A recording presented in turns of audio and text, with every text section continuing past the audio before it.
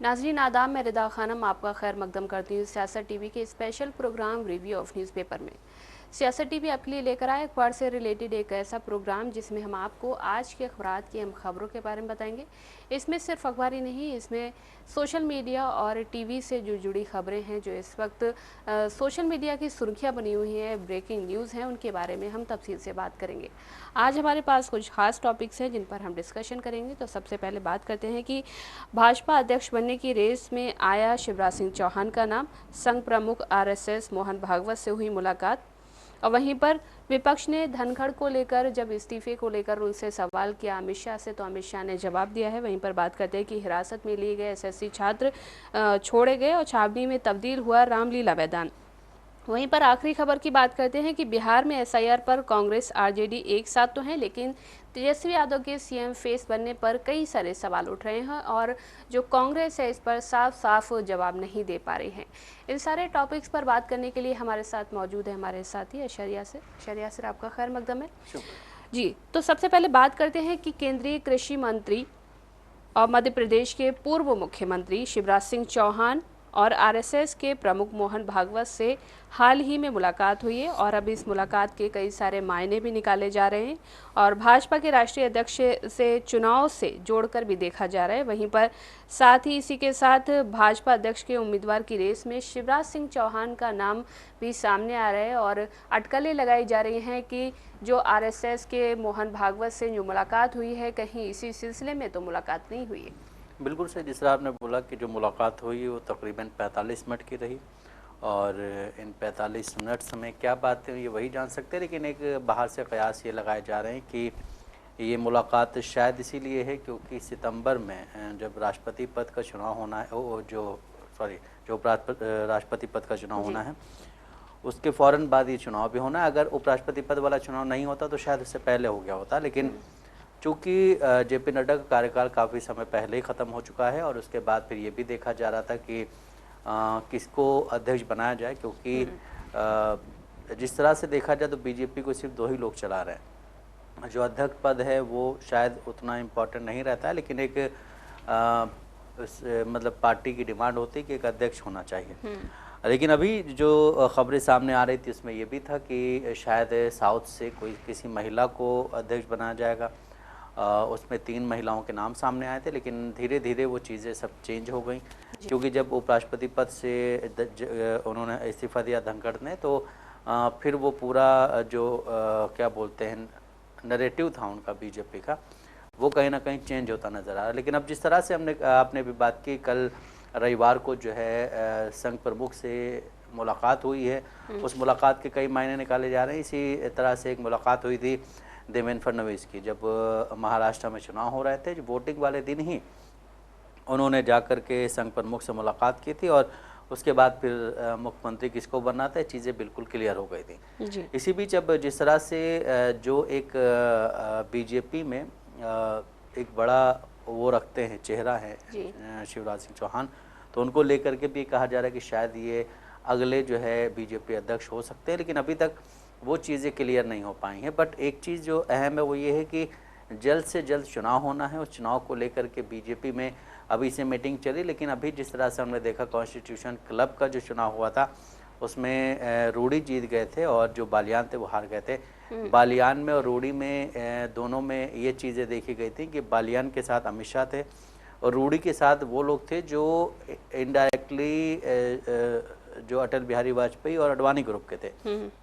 उससे भी एक चीज़ ये सामने आ रही कि अभी तक सब कुछ ठीक नहीं चल रहा है और अब ये भी देखना अहम होगा कि अगर इनको अध्यक्ष बना दिया जाता है तो शायद बीजेपी के लिए अच्छा हो, लेकिन अगर किसी जो है अमित शाह के ग्रुप के किसी मेंबर को अगर बनाया जाता है तो ये बीजेपी के लिए कहीं ना कहीं परेशानियां खड़ी करेगा। लेकिन जिस तरह से चुनाव होने हैं, चुनाव होने के बाद फिर चीज़ें चेंज होंगी, लेकिन अभी सबसे पहला जो बीजेपी और एनडीए के लिए है वह एक राष्ट्रपति चुनाव संपन्न हो जाए और राष्ट्रपति चुनाव में जो क्या बोलते सीपी राधाकृष्णन हैं जो एनडीए के उम्मीदवार हैं, उनको लेकर के भी कहा जा रहा है कि अगर क्रॉस वोटिंग नहीं होती तो वही जीतते हैं, लेकिन अगर क्रॉस वोटिंग होती, साउथ की जितनी भी है पार्टियां हैं जो बीजेपी के अलायंस में हैं, अगर वो क्रॉस वोटिंग करती हैं, ख़ासकर ये तेलुगु स्टेट्स की, तो शायद उनको जो है सफलता मिल जाए। लेकिन अभी एक चीज़ और भी ये कही जा रही है कि जिस तरह से हम देख रहे हैं कि बीजेपी की तरफ से बयान सामने आ रहे हैं और बीजेपी के जो अलायंस वाली पार्टियां हैं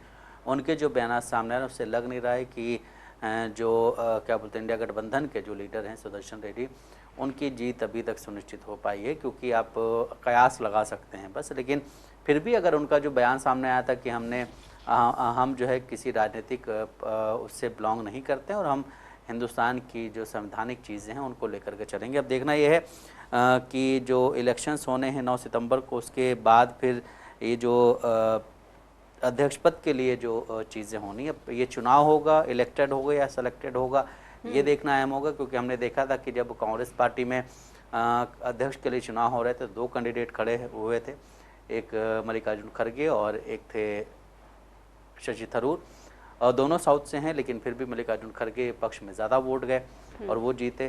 तो अब ये देखना है कि यहाँ पे भी इलेक्टेड होगा या सेलेक्टेड होगा, ये अहम होगा। जी, हालांकि हम देख रहे हैं कि कुछ ही दिन में वोटिंग होने वाली है उपराष्ट्रपति को लेकर, लेकिन उपराष्ट्रपति जो पहले वाले उपराष्ट्रपति थे जगदीप धनखड़, उनके बारे में अभी भी लोग सवाल कर रहे हैं। ख़ास तौर पर विपक्ष अभी भी सवाल कर रहा है कि आखिर वो कहाँ चले गए। इतने दिनों से जब से उन्होंने इस्तीफ़ा दिया है वो नज़र नहीं आ रहे हैं।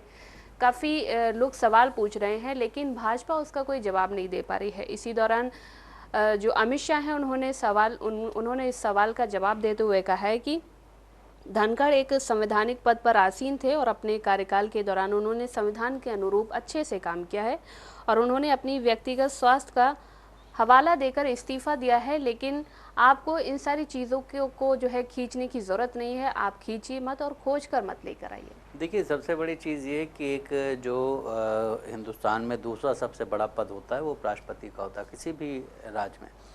अब वो अगर अचानक गायब हो जाते हैं तो ये सोचने वाली बात होती है। जिस तरह से हमने देखा कि 2 दिन पहले राकेश टिकैत से जब ये पूछा गया कि वोट चोरी के बारे में आपका क्या कहना है, तो राकेश टिकैत ने सीधा बोला कि जिस देश में उपराष्ट्रपति गायब हो जाता हो, उपराष्ट्रपति चोरी हो जाता हो, उस देश में आप चुनाव चोरी के बाद जो है क्या ही कर सकते हैं। बहुत छोटी बात है। बिल्कुल, बहुत छोटी बात है। लेकिन अब ये भी देखना अहम है कि अमित शाह ने जो बयान दिया है, एक तो उन्होंने जिस ऑर्गेनाइजेशन में बयान दिया उसके लिए तो ये भी कहा जाता है कि वो बिल्कुल सिलेक्टेड सवाल करते हैं, जिन सवालों का जवाब जो है वो सत्ता पक्ष वाले ईजिली दे दें। लेकिन सबसे अहम चीज़ ये है कि उन्होंने कम से कम कोई बयान तो दिया इसको लेकर के, और उनके बयानात से आप ये अंदाज़ा लगा सकते हैं कि वो जो भी बयान देते हैं उसमें वो सिर्फ विपक्ष को ही घेरते हैं। उनसे अगर कोई भी सवाल किया जाता है तो वो सबसे पहला जवाब उनका ये होता है कि विपक्ष ने ऐसा किया था, विपक्ष ने ऐसा किया था, विपक्ष ने वैसा किया था। वो सब छोड़िए, आप अपनी बताइए आपने क्या किया है। अभी हमने देखा, अभी इंटरव्यू पढ़ रहा था जो हुआ, उसमें उन्होंने ये भी कहा है कि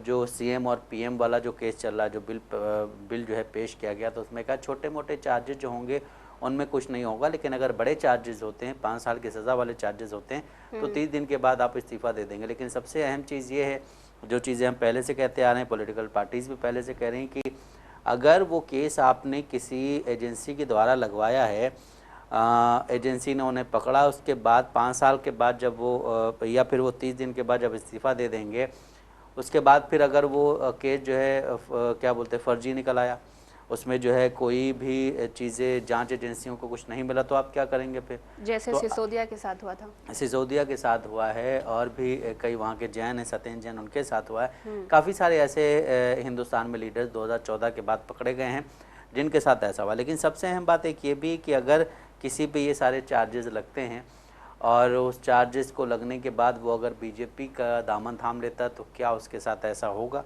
क्योंकि बीजेपी जिस तरह से अपने आप को बिल्कुल ये कहती है कि हम बिल्कुल साफ़ सुथरी राजनीति करते हैं, हम परिवारवाद नहीं करते हैं, हम करप्शन नहीं करते हैं, तो आप ये देखिए कि आपने बहुत सारे ऐसे लीडर्स को अपनी पार्टी में ज्वाइन करवाया, या फिर बहुत सारी ऐसी पार्टियां जिनके साथ आप गठबंधन में हैं, उन पे आप खुद ही 6 महीने पहले इल्ज़ाम लगा रहे थे, उसके बाद फिर आप जो है उनके साथ हो लिए। तो अगर आपकी पार्टी में कोई चला जाता है तो बिल्कुल साफ़ हो जाता है, और अगर कोई आपके साथ गठबंधन कर लेता है तो वो पार्टी बिल्कुल साफ़ हो जाती है। जिस तरह हमने देखा कि महाराष्ट्र के डिप्टी सीएम अजित पवार को लेकर के इतने बड़े बड़े बयान दिए गए थे, बीजेपी की तरफ से ही दिए गए थे, देश के प्रधानमंत्री नरेंद्र मोदी की तरफ से दिए गए थे, देश के गृह मंत्री अमित शाह की तरफ से दिए गए थे। लेकिन जब वो पार्टी में आ जाते हैं तो उनकी चीज़ें सब साफ हो जाती हैं। इसी तरह चंद्रबाबू नायडू पे बयान दिए गए थे, इसी तरह से नीतीश कुमार पे बयान दिए गए थे, लेकिन जब कोई आपकी पार्टी में आ जाता है तो उसकी चीज़ें जो होती हैं बिल्कुल साफ़ हो जाती है। अभी हमने देखा कि बीआरएस के एक लीडर थे इटेला राजेंद्र, जिन पे एक इल्ज़ाम लगा था, बीआरएस ने अपनी पार्टी से निकाल दिया, लेकिन उनको बीजेपी ने हाथों हाथ लिया और अब वो सही हो गए हैं, अब उन पे कोई भी चार्जेस नहीं है। वॉशिंग मशीन में तो जिस तरह से आप ये कानून ला रहे हैं उससे पहले आप अपनी रणनीति ठीक कीजिए। आपने अपनी पार्टी में जिन लोगों को शामिल किया सबसे पहले उन्हें जेल भेजिए और उनके पद आप जो है छुड़वाइए। जिस तरह डिप्टी सीएम बने बैठे हुए हैं अजीत पवार और असम के मुख्यमंत्री बने बैठे हुए हैं हेमंत बिस्वा शर्मा, उनके आप उनको जेल में डलवाइए और उनके जो क्या बोलते हैं उनके चार्जेस दोबारा खुलवाइए सारे।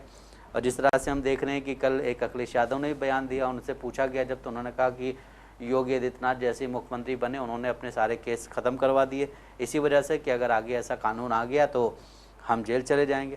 तो सबसे पहले बीजेपी को अपने गिरबान में झांकना चाहिए और अपनी चीज़ों को क्लियर करना चाहिए कि आपकी पार्टी में कितनी गंदगी है। हम ये नहीं कह रहे हैं कि आप गंदगी कर रहे हैं नहीं कर रहे हैं, वो आपके ऊपर है, लेकिन आपकी पार्टी में आपने बहुत सारे ऐसे लोगों को ज्वाइन करवाया है, बहुत सारे ऐसे गठबंधन के साथ आप गए हैं जो जिन पे आप इल्ज़ाम लगाते थे, अभी आप इल्ज़ाम लगाते हैं कि परिवारवाद नहीं होना चाहिए। अब आप देखिए बीजेपी ने जहाँ जहाँ भी गठबंधन किया वहाँ परिवारवाद है। बीजेपी में खुद परिवारवाद है कि अगर जो है राजनाथ सिंह देश के रक्षा मंत्री तो उनका बेटा भी एमएलए है।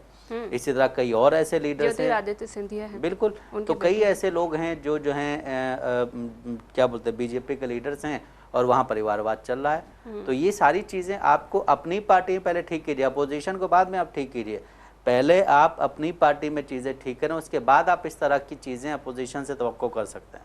जी, हालांकि आपने जैसा कहा कि जब भी कोई विपक्ष का नेता सत्ता पक्ष में शामिल होता है तो वो वॉशिंग मशीन में धुल जाता है। इसी तरह से हमने देखा कि कुछ दिन पहले, अभी 2-4 दिन पहले की बात है या उससे पहले की, कि प्रियंका गांधी जब संसद में बोल रही थी तो उन्होंने यही बात की थी। उन्होंने सत्ता पक्ष की ओर इशारा करते हुए कहा था कि हमारे साथ ही कुछ वहाँ भी बैठे हुए हैं जो पहले कई सारे उनके ऊपर इल्ज़ामात थे, लेकिन अब वो भाजपा में जाकर वॉशिंग मशीन से धुल गए हैं, उनके दाग धुल गए हैं। अब बात करते हैं कि अमित शाह ने कल जिस तरीके से बयान दिया है उपराष्ट्रपति को लेकर या एसआईआर को लेकर या जो नए बिल लाए गए हैं उनको लेकर, उसके बीच उन्होंने एक और बयान दिया। उन्होंने कहा है कि कई सारे देशों में सत्ता परिवर्तन के लिए खून बहा, युद्ध और विद्रोह हुए, खून बहा, लेकिन भारत एकमात्र ऐसा देश है जहां आज़ादी के 80 साल बाद भी संवैधानिक तरीके और बिना खून की एक बूंद बहाए बिना सत्ता परिवर्तन होते रहे हैं। क्यों महाराष्ट्र में जो हुआ था सत्ता परिवर्तन, वो कैसा हुआ था? उसके बाद सोशल मीडिया पर उनके इस बयान के बाद कई सारे कमेंट्स आ रहे हैं और ऐसा लग रहा है कि कमेंट्स की बाढ़ आ गई है। लोगों का कहना है कि गोधरा हत्याकांड हुआ, पुलवामा अटैक हुआ, मुजफ्फरनगर दंगे हुए, दिल्ली दंगे हुए, नू दंगे हुए और अभी हाल ही का जो पहलगाम हमला हुआ है वो क्या था? बिल्कुल सही बात है। देखिए अमित शाह जो हैं बिना सोचे समझे बोलते हैं। आप देश के गृह मंत्री हैं और आप उनको संसद में बोलते हैं, अजब अजब तारीखें लेके आते हैं, 2063 बोल देते हैं, वो इस तरह की बातें 2070, 2061, बिल्कुल इस तरह की बातें बोलते हैं। अमित शाह के बयान जो होते हैं या अमित शाह अगर कहीं इंटरव्यू दे रहे होते हैं तो जो इंटरव्यूअर होता है उसको एक्टिव होना चाहिए, लेकिन जब आप खुद एक्टिव नहीं है, आप खुद ही एक दबाव में इंटरव्यू दे रहे हैं, सिर्फ सुन रहे हैं, मतलब आप सवाल नहीं कर रहे हैं। जो वो जो रैलियों में बयान देते हैं उसी तरह वो भी बयान दे रहे हैं वहाँ इंटरव्यू में भी, जिस तरह वो संसद में बोलते हैं उसी तरह यहाँ भी बोल रहे हैं। इंटरव्यू का मतलब ये होता है कि आप उनसे क्रॉस क्वेश्चन करें। अभी जिस तरह हमने बात की कि उन्होंने कहा था कि कोई भी सीएम ऐसे नहीं जाएगा, तो आपको ये बोलना चाहिए था कि आपकी पार्टी में जो ऐसे लोग बसे हुए हैं या जिनको आपकी पार्टी ने सीएम बनाया हुआ उनका क्या होगा, फिर उनको भी आप हटाए, लेकिन नहीं कर सकते हैं क्योंकि आप देखिए कि एक मीडिया का तबका एक ऐसा है जो बिल्कुल ही सरकार से मतलब अगर वो दिन को रात कह दें तो वो वही कहेगा। सबसे बड़ी चीज़ ये है कि इस देश में 2014 के बाद मीडिया का एक बड़ा तबका जो था जो है वो जो है अभी जो है क्या बोलते हैं बीजेपी के साथ, मतलब बीजेपी जो बात कहेगी वो बिल्कुल से, अपोजिशन जो कहेगी वो गलत है, चाहे वो बिल्कुल दुरुस्त बात हो। अभी आप देखिए पहलगाम का अटैक हुआ था, उसमें मीडिया ने एक बार भी, जो दरबारी मीडिया, उसने एक बार भी अमित शाह से कोई सवाल नहीं किया, ना अमित शाह के बारे में कोई डिबेट की है। लेकिन वही अगर किसी और प्रदेश में होता है तो वहाँ के मुख्यमंत्री ये वो हर चीज़ें चलती रहती हैं, लेकिन जब बात बीजेपी से रिलेटेड आती तो सब शांत हो जाते हैं।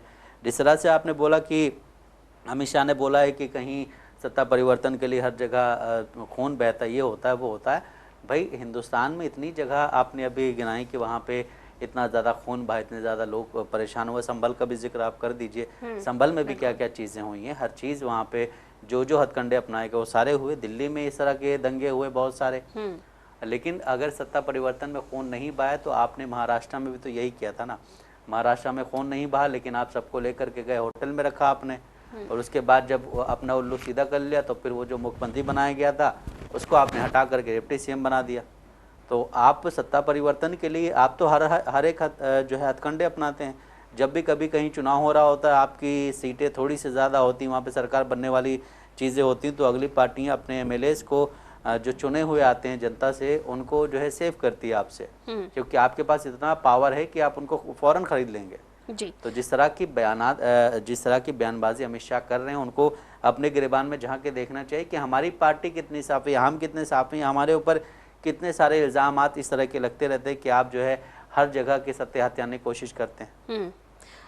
हालांकि उन्होंने जो बोला है कि सत्ता परिवर्तन के लिए जो है 80 साल हो गए कोई खून नहीं बहा, लेकिन सबसे बड़ा सवाल ये होता है कि मुसलमानों के खिलाफ आप जो दिन रात नफरत फैलाते रहते हैं, टोपी वालों को आतंकवादी कहते हैं, वो भी तो सत्ता परिवर्तन के लिए ही बोलते हैं ना। आप हिंदुओं को भड़काना चाहते हैं एक कौम के लिए, एक समुदाय के लिए, क्योंकि आपको मालूम है क्योंकि 80% इसमें हिंदू हैं, बाकी 20% मुस्लिम और दूसरे जो है धर्म हैं।